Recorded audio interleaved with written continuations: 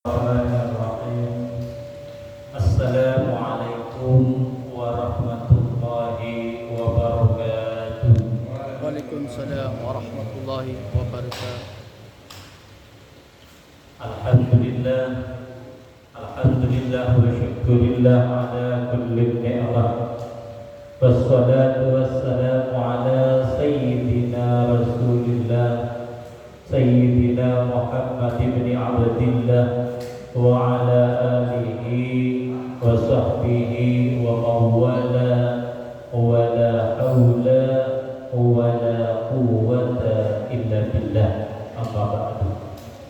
Hadratil mukarram, para hujjaj, para orang tua, para guru, para asatidz, para kepengurusan daripada DKM Al-Falah, para jamaah salat maghrib wa ta'lim daripada Masjid Al-Falah, wabil khusus yang sama-sama kita hormati Al-Ustaz Muhammad Yusuf, Al-Ustaz Trianto SPD, Al-Ustaz Ali Fadli, Al-Ustaz Mufi Usman, Bapak Selamat, Al-Ustaz Umar Faruk, dan para jamaah semuanya yang mohon maaf tidak dapat saya sebutkan satu persatu, namun tidak mengurangi rasa hormat dan takzim saya. Alhamdulillah, kita bersyukur kehadiran Allah Azza wa Jalla atas rahmat serta karunia yang Allah anugerahkan bagi kita semua, sehingga dari hari ke hari, dari pekan ke pekan, dari bulan ke bulan, tahun ke tahun sampai saat ini kita masih dikaruniai nikmat sehat dan afiat oleh Allah Subhanahu wa taala. Tak lupa salawat ma'assalam mudah-mudahan senantiasa terhaturkan, tercurahkan kepada manusia mulia junjungan kita bersama Bapak Reformator Islam Sayyidina Muhammad sallallahu alaihi wasallam. Begitu pula kepada keluarga beliau, kepada para sahabatnya, kepada para tabi'in, kepada para tabi'in, kepada para salafus soleh, para awliyaillah, para ulama-ulama yang menjadi warasatul anbiya, dan seluruh umat Islam yang sampai saat ini masih tetap setia menjalankan syariatnya, termasuk kita semua yang hadir pada sore hari ini. Mudah-mudahan kita tetap diberikan keistiqomahan sampai akhir hayat kita tetap dalam keistiqomahan mentaati syariat Islam, bertauhid kepada Allah Subhanahu wa taala, sehingga kelak pada yaumul qiyamah mudah-mudahan kita berkumpul bersama kanjeng Nabi Muhammad sallallahu alaihi wasallam di bawah naungan syafaatnya. Amin. Allahumma amin. Para bapak jemaah salat maghrib wa ta'lim daripada Masjid Al-Falah yang dirahmati oleh Allah Subhanahu wa taala.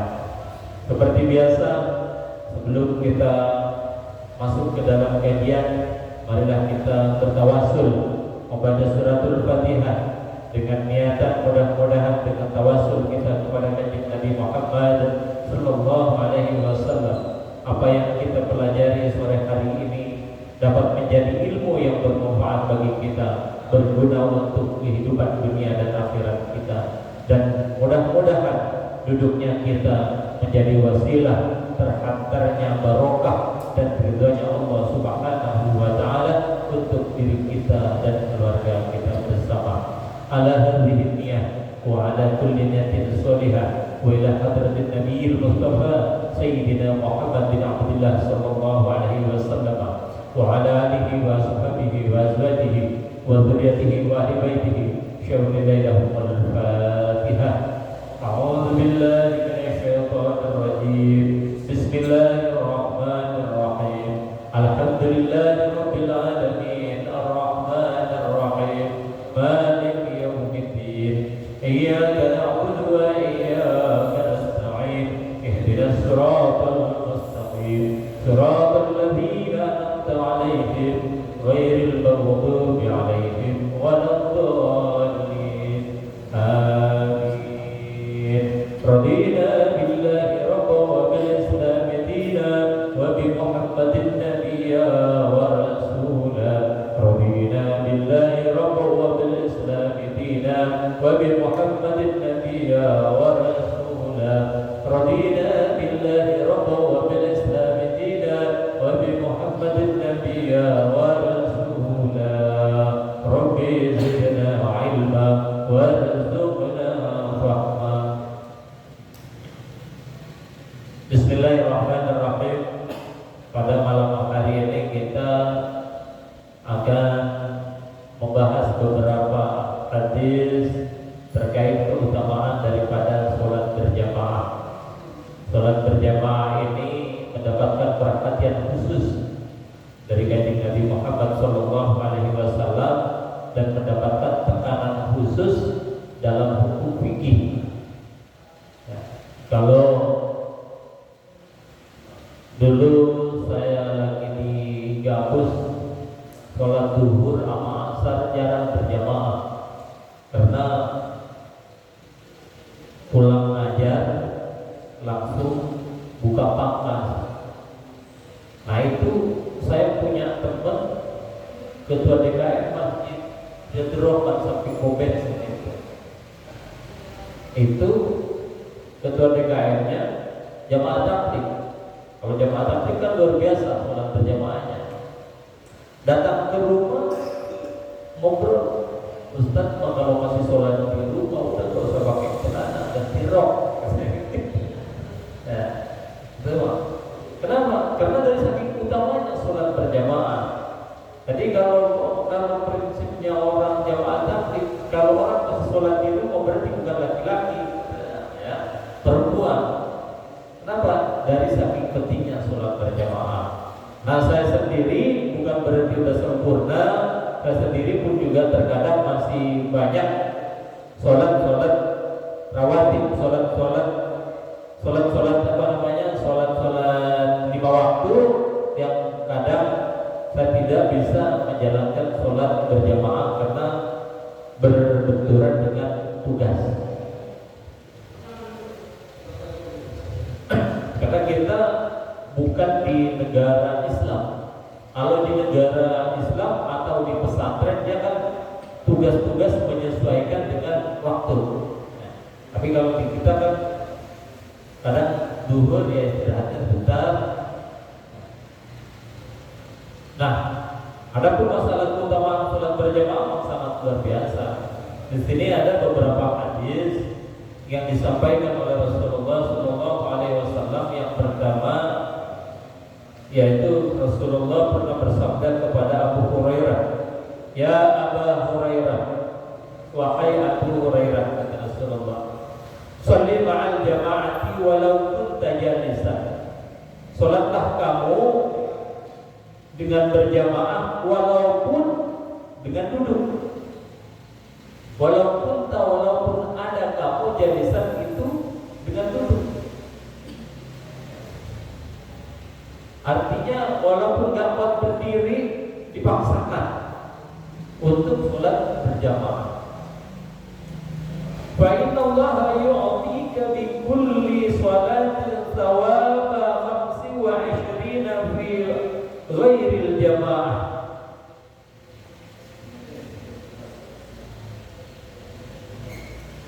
Maka sesungguhnya Allah Subhanahu wa ta'ala memberikan kepadamu dengan setiap sholat berpahala 25 yang dilakukan ghairil jamaah, di luar jamaah. Jadi kata Rasulullah kepada Abu Hurairah, sholat berjamaah itu Abu Hurairah kalau sholat berjamaah akan mendapatkan 25 kelebihan di luar daripada sholat di luar berjamaah. Sholat sendirian dengan sholat berjamaah.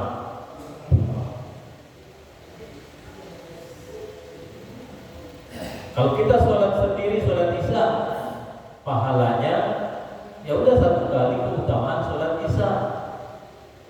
Tapi kalau sholat isyanya berjamaah berjamaah maka mendapatkan keutamaan 25 kata Rasulullah di hadis ini. 25 keutamaan ketinggian derajatnya daripada sholat sendiri. Misalnya sholat sendiri dapatnya, anggaplah misalnya kita beras 10 gantang, ya berarti kalau sholat berjamaah 10 kali 25 berarti 250 gantang. Utamanya luar biasa.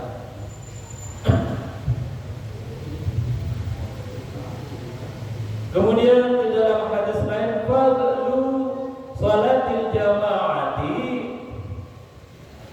adapun keutamaan daripada sholat berjamaah ala sholatir rajuli, atas sholatnya seorang laki-laki wahdahu 25 derajat. Sholatnya orang laki-laki sendirian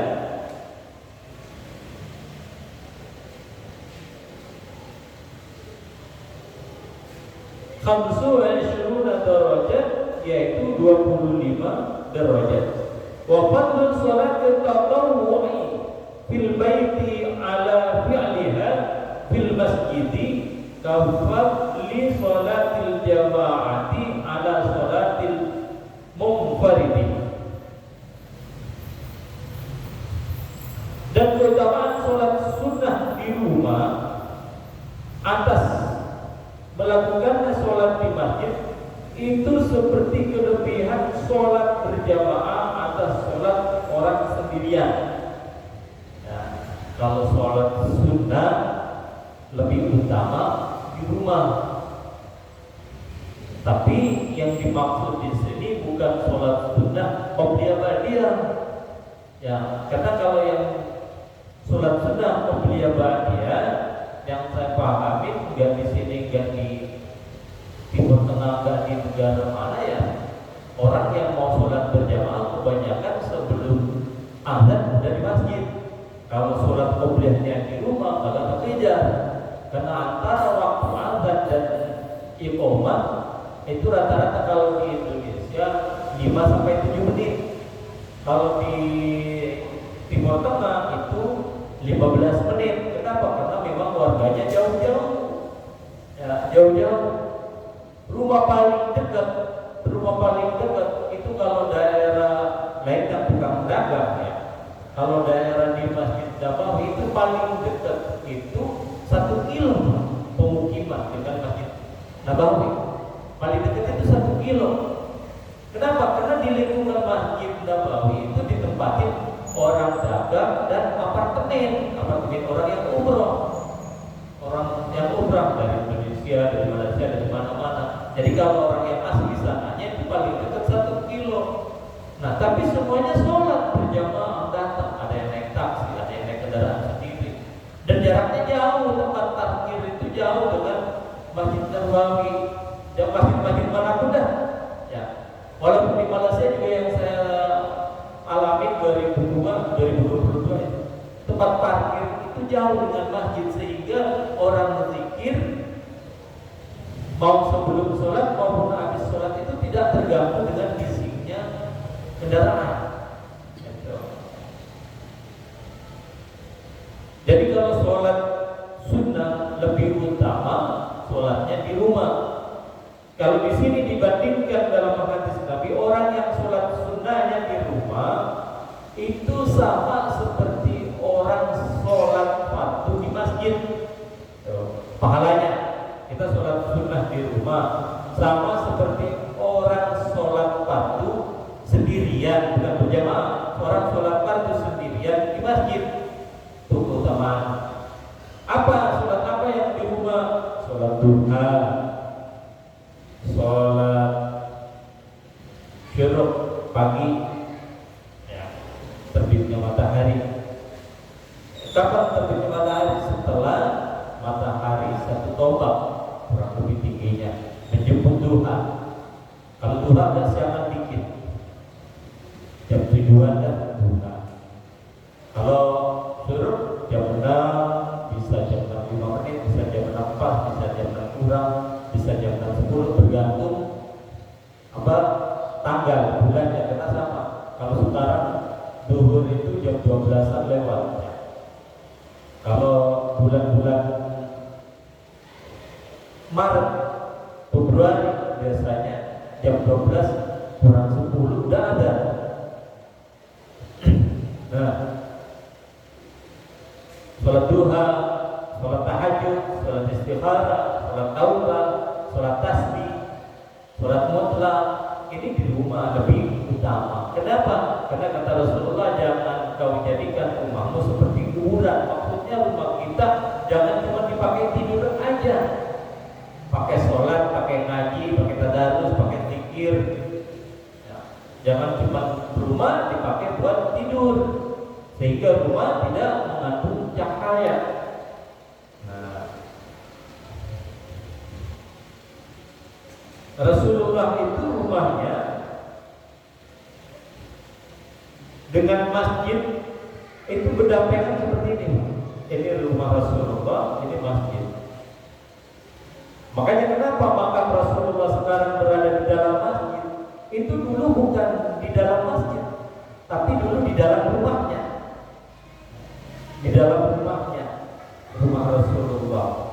Karena kalau orang-orang terdahulu, orang terbesar itu sebelum masa Rasulullah, kalau orang meninggal itu dimakamkan di dalam rumah. Nah, orang terdahulu, maka Rasulullah dimakamkan di dalam rumahnya. Nah, karena dengan perkembangan jamaah yang banyak, ziarah-ziarah, renovasi, masjid Nabawi makin luas, ya, kan makam nggak bisa dipindah. Terus akhirnya posisinya berada di dalam masjid seperti itu. Makanya pernah tahun 80-an atau 70-an kalau nggak salah itu ada beberapa paham yang sempat menginginkan untuk pemindahan makam Rasulullah, sehingga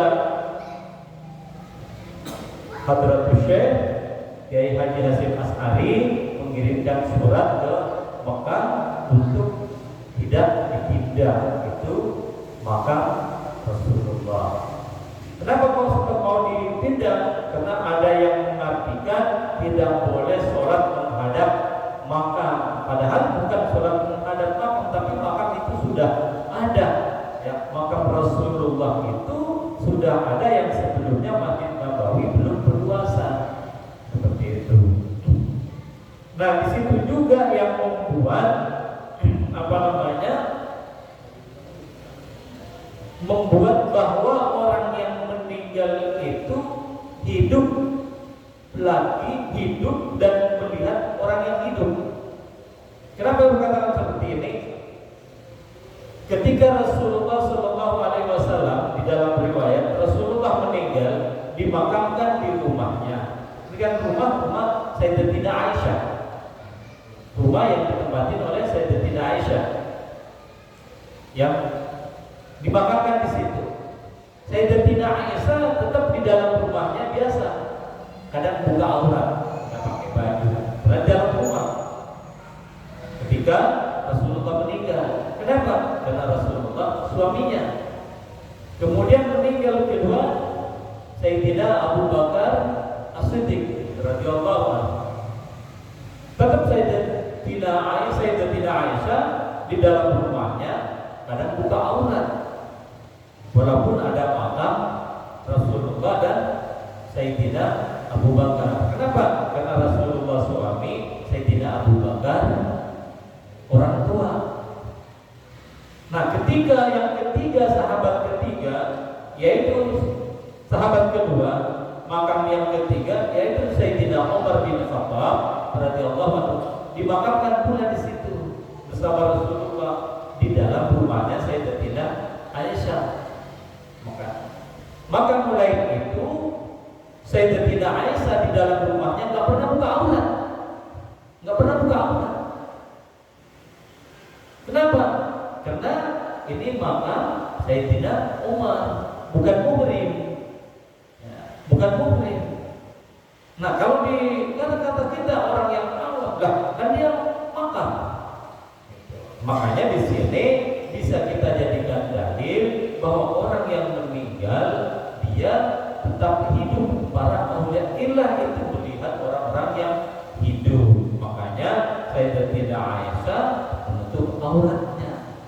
Kenapa? Karena di situ ada Sayyidina Umar, gitu. Sayyidina Utsman juga di situ. 3 sahabat Nabi makamnya berkumpul dengan Nabi, kecuali Sayyidina Ali bin Abi Thalib yang sekaligus sahabat Khulafaur Rasyidin yang keempat dan sekaligus saudara sepupu dan sekaligus juga menantu. Kalau Sayyidina Ali bin Abi Thalib tidak kita sebutkan radhiyallahu anhu, tapi karramallahu wajhah. Kenapa kok beda? Karena Sayyidina Ali satu-satunya sahabat Nabi yang Islam dari kecil, tidak pernah menyembah berhala. Seluruh sahabat Nabi sebelumnya pernah kafir. Sayyidina Abu Bakar sebelumnya kafir, akhirnya Islam. 2 sahabat Nabi yang memang langsung beriman pertama kali bersama Nabi, yaitu Sayyidatina Khadijah istri Nabi pertama dan Sayyidina Ali.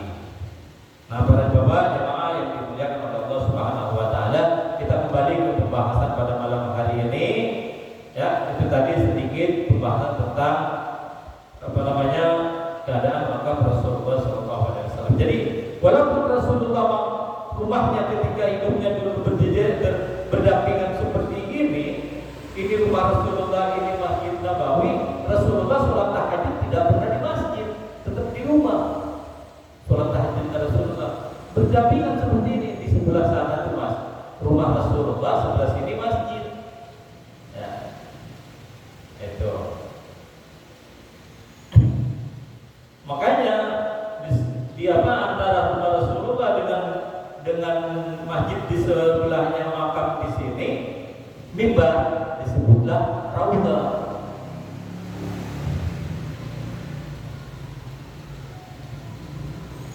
Nah, masuk kepada pembahasan lagi, kita masuk kepada hadis yang ketiga, yaitu Rasulullah SAW bersabda dalam hadis yang diriwayatkan oleh Imam Malik, Imam Ahmad dan Imam Bukhari serta Imam Muslim. Ini termasuk hadis yang disahihkan oleh para muhaddis. Salatul jama'ati tafdhulu salatal fardhi bi 27 darajah. Salat berjamaah lebih utama daripada salat sendirian dengan 27 derajat. Nah, ini yang paling masyhur daripada beberapa hadis-hadis yang menyebutkan tentang 25 derajat. Yang paling banyak dipakai oleh para imam fikih, yaitu tentang keutamaan sholat berjamaah, yaitu antara sholat sendiri dengan sholat berjamaah itu yaitu 27 derajat keutamaan daripada sholat berjamaah. Nah, ini pernah di dalam kitab dikisahkan ada seorang ulama yang dia tidak pernah meninggalkan sholat berjamaah. Ini ulama nggak pernah ninggalin sholat berjamaah.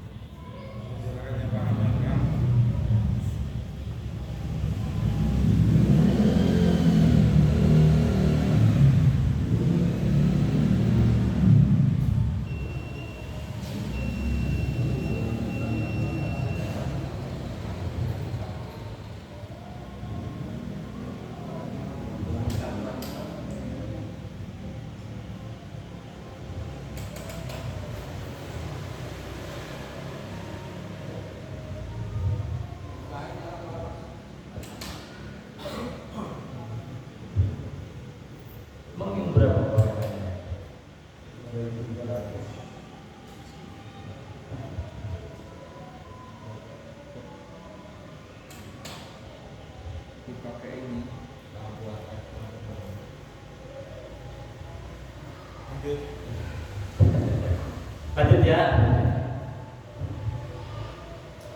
Nah, dulu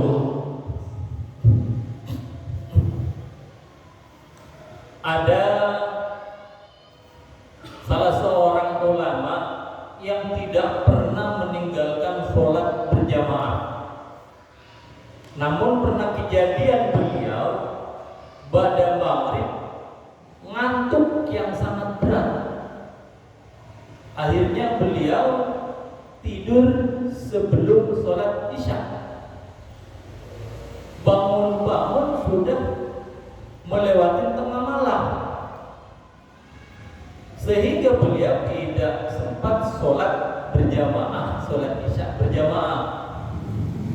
Nah, karena beliau adalah orang yang tidak pernah ninggalin sholat berjamaah, artinya paling menjaga dengan sholat berjamaah. Karena pada malam itu beliau tidak sempat sholat isya berjamaah, merasa berhutang banget. Nah, akhirnya beliau mengambil inisiatif atau mengambil opsi sholat isya sebanyak 27 kali. Sholat isyanya 27 kali. Ya, berarti berapa rakaat? 4 kali 27. Ya. 4 rakaat kali 27. Tuh, itu ulama tersebut sholat isya sebanyak 27, tujuannya biar bisa menyamai dengan pahalanya sholat isya berjamaah. Namun apa? Karena dari saking capeknya sholat 27 kali salam, akhirnya habis sholat sampai di salam ke-27, beliau tepar, tertidurlah pulas. Tertidur pulas, beliau mimpi ada 27 sapi kurus-kurus dimakan 27 sapi gemuk. Jadi hampir sama kayak mimpinya raja di masa Nabi Yusuf. Ya, cuma Nabi Yusuf 47 kali 47. Ini ya yang si Syekh ini mimpi 27 sapi kurus-kurus dimakan 27 sapi gemuk-gemuk. Kalau raja di masa Nabi Yusuf kan 7 sapi gemuk dimakan 7 sapi kurus. Kalau ini 27 sapi kurus dimakan 27 sapi gemuk. Akhirnya apa? Beliau mencoba istikharah di malam itu. Ini mimpi apa? Gitu kok bisa mimpi seperti itu? Ternyata hasil istikharahnya yaitu Allah ngasih kabar kepada beliau, kepada ini ulama, bahwa walaupun dia sholat isya sebanyak 27 kali sendirian, tetap lebih utama sholat isya 1 kali berjamaah, pahalanya 27 derajat. Jadi 27 derajat itu tidak bisa dikalahkan dengan sholat isya 27 kali salam sendirian. Oh, itu keutamaannya. Terus saya dulu di pondok itu kan kalau udah asal jam 10 malam, bagiannya mijit betis kiai. Kalau mau tidur kiai kita pijetin betis. Dan jam 10 malam kadang udah pulang kadang ada pijit. Nah, beliau pernah cerita, besok kamu kalau pengen punya istri cantik, coba buktikan, kayak gitu. Coba buktikan sholat berjamaah 41 hari tanpa putus. Nah, 41 hari cuma dikit udah 41 hari tanpa putus. Nah, kalau yang masih bujangan, Ustaz Umar bisa nih. Kalau yang berkeluarga kadang-kadang aja halangan. Dan sampai saat ini saya belum bisa 41 hari tanpa putus. Kadang duhur putus, ya, kadang di asar putus, kadang udah nyampe 39 putus. Ya, itu duhur, asar, isya, maghrib, isya, subuh nggak boleh putus, terus berjamaah, duhur berjamaah, asar berjamaah, maghrib berjamaah, isya berjamaah sampai 41 hari. Tuh, katanya begitu. Saya nyoba, nggak bisa. Berarti belum jodohnya. Nah, kalau nggak mau nyoba silakan. Ya. Ya.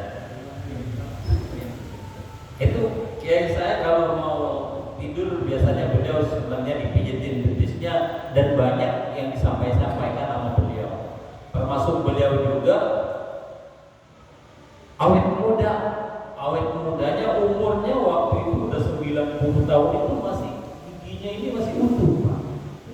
Kalau saya sekarang rambut udah pada putih, beliau hitam, kagak disemir. Kata beliau kuncinya ada 3. Kuncinya ada 3. Nah, kalau pengen awet muda, yang pertama sering nikah dengan perawan. Nih, maaf ibu yang dengar suara ini jangan tegas saja. Itu yang pertama, sering nikah dengan perawan. Yang kedua, mandi malam di air yang mengalir. Nah kalau di Bekasi ini kita bingung nyari air yang mengalir. Ya kalau Jawa Tengah, Jawa Timur banyak kali bersih. Ya maksud Bogor boleh tuh air mandi malam di air yang mengalir. Kita mau sholat tahajud mandinya di air sumber mata air yang mengalir. Kita kali CBL bedok. Ya. Keren kan ngalir? Mana? Keren. Ya ini air mata air kali ya, air kali itu katanya bikin awet muda. Tuh. Yang ketiganya yaitu itu kita kalau mandi malam diminta itu keramas. Kita mandi malam nih mau tahajud, mau ini atau kita kan mau subuh ya, mau subuh kan bangunnya sebelum subuh kita jam 4 udah bangun. Ya setidaknya kalau kita nggak sholat tahajud nih setidaknya kan jam 4 bangun. Dan kita mandi keramas. Ya mau disampoin mau nggak yang penting pokoknya mandi dipopok di kepala. Itu bikin awet muda kata beliau. Ketiga, lakukan salah satu di antaranya syukur-syukur bisa 3-3-nya dijalanin. Amin. Dibikin awet muda. Kalau saya jujur mah awet tua. Ya abang saya belum uban, rambut saya udah uban duluan. Abang saya, bapak saya masih hidupnya belum pernah pakai kacamata. Saya pakai kacamata duluan, awet tua. Nah itu para bapak keutamaan daripada sholat berjamaah. Dan sholat berjamaah ini pun juga menjadi penerang di alam kubur. Orang yang sholat berjamaahnya rajin menjaga sholat berjamaah, nanti di alam kuburnya itu diterangkan, diberikan cahaya oleh Allah, diluaskan alam kuburnya. Enggak gelap, enggak sempit, enggak bikin iseng, tapi dibikin terang. Terangkan alam kuburnya. Dan terus juga bisa menjadikan kita itu dilewat di Shiratal Mustaqim itu seperti kilat. Nah, ketika kita melewati dari Yaumil Mizan, hari pertimbangan, kita mau masuk ke surga ini, di atas neraka kita ini kan di atas neraka ada yang namanya Shiratal Mustaqim. Ya, dari padang mahsyar ke surga kita melewati yang namanya Shiratal Mustaqim. Shiratal Mustaqim ini diibaratkan kecilnya seperti rambut, tajamnya seperti silet. Padahal bukan seperti itu yang dimaksud. Shiratal Mustaqim ini biasa kayak jembatan gede. Kenapa kok bisa dibilang kecilnya seperti rambut? Karena dari saking berjubelnya orang pengen masuk ke surga, jadi saling dosok-dosokan. Kalau yang memang amalnya ini cemplung, gitu, cemplung ke neraka. Karena kita melintasi neraka. Di bawah kita neraka, ini padang mahsyar, ini surga dilewatin. Nah orang yang sholat berjamaah dari padang mahsyar ke surga, ini kayak kilat, nyampe. Nah itu yang kita pengenin. Nah orang yang berkurban, kurban sapi, kurban kambing, itu jadi kendaraannya. Orang yang beramal di masjid, buat fondasinya masjid, nyumbang 1.000, 10.000, 100.000, 1 juta, 10 juta, 100 juta, syukur lebih dari itu nanti masjid jadi kendaraannya. Seperti itu. Kita nggak bisa nyumbang uang, lagi bikin fondasi kita ikut ngaduk semen, ya, lagi pasang batu kita ikut, lagi ngecor kita ikut, keringetan kita semuanya sama. Nanti masjid yang kita tempatin ini akan menjadi kendaraan kita untuk menuju surga. Kan enak. Makanya jangan jauhin masjid. Jangan cuma ke masjid numpang duduk doang, numpang wifi di masjid telah berjamaah kagak. Ya para bapak yang dirahmati oleh Allah Subhanahu wa taala. Lanjut di dalam hadis Abu Nuaim dan Tabarani dari Ibnu Umar radhiyallahu anhu, beliau berkata bahwa Rasulullah sallallahu alaihi wasallam bersabda, apa yang disebutkan oleh Rasulullah, afdhalus salati 'inda Allah taala salatu subhi yaumil qiyamati fi jamaah. Salat paling utama di sisi Allah taala yaitu salat subuh pada hari Jumat dengan berjamaah. Ya, nanti salat yang paling dekat dengan Allah di hari kiamat itu salat subuh berjamaah. Kita nggak bisa sholat berjamaah di sholat yang lain, misalnya di hari-hari yang lain karena sibuk mau berangkat kerja apa lain sebagainya. Paling tidak jangan sampai sholat subuh di hari Jumat kita tinggalin. Paling tidak sholat subuh di hari Jumat, ini hari Jumat subuhnya nih, berarti malam Jumat dini hari. Ya. Sholat Jumat subuh, kan misalnya ini malam Senin, besok Senin. Nah nanti subuh itu kan subuh nanti maksudnya subuh Senin ya, gitu. Nah misalnya ini malam Jumat, nah nanti subuh itu kita sholat subuhnya, sholat subuh di hari Jumat jangan ditinggal. Paling utama sholat berjamaah dan paling utama sholat yang dicintai oleh Allah yaitu sholat subuh berjamaah. Ya. Itu ya para bapak yang dimuliakan oleh Allah Subhanahu wa taala, karena kita sudah sampai pada waktu sholat Isya, mungkin itu saja yang dapat saya sampaikan. Mudah-mudahan bermanfaat bagi kita semua. Dan sebelum saya akhiri, mungkin ada yang ditanyakan dulu. Ya.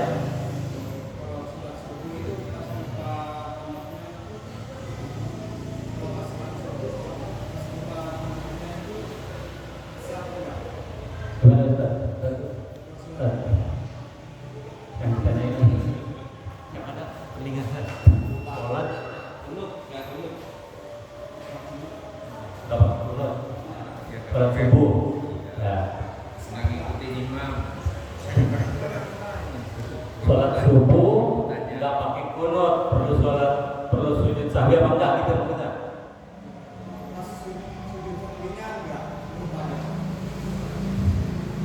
Sunnah apa fardu apa rukun gitu sebenarnya. Ini kalau orang sholat subuh, kalau kita mazhab Syafi'iyah itu kalau kita lupa kunut kita diharuskan sujud sahwi. Kalau mazhab yang tiga Abu Hanifah, terus Imam Ahmad, Imam Malik ini tidak. Kenapa? Karena kunut ini sunnah. Ya. Kenapa?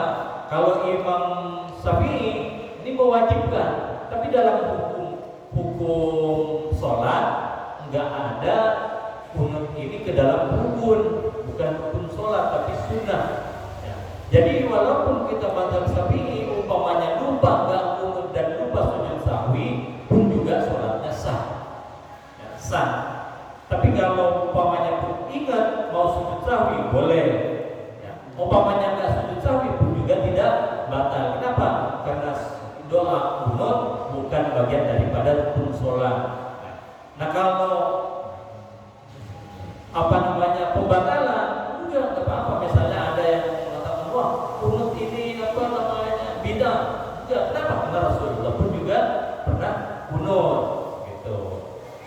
Jadi terus wah ini mazhab Imam Syafi'i kenapa kok enggak kunut? Enggak masalah kalau lupa. Umpamanya enggak lupa ya silakan terus umpamanya enggak kunut bagaimana? Padahal sunatnya sah. Kenapa? Karena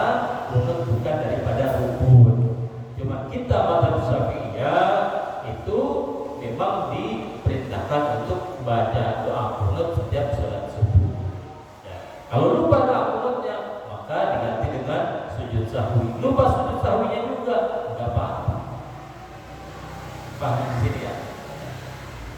Ya itu, alhamdulillah kita jadi hidup pembahasan kita pada malam hari ini, dan kita akhiri dengan doa kafaratul majlis, ditutup dengan hamdalah. Subhanallahumma rabbana wa bihamdika asyhadu an la ilaha illa anta astaghfiruka wa atubu ilaik. Walhamdulillahi rabbil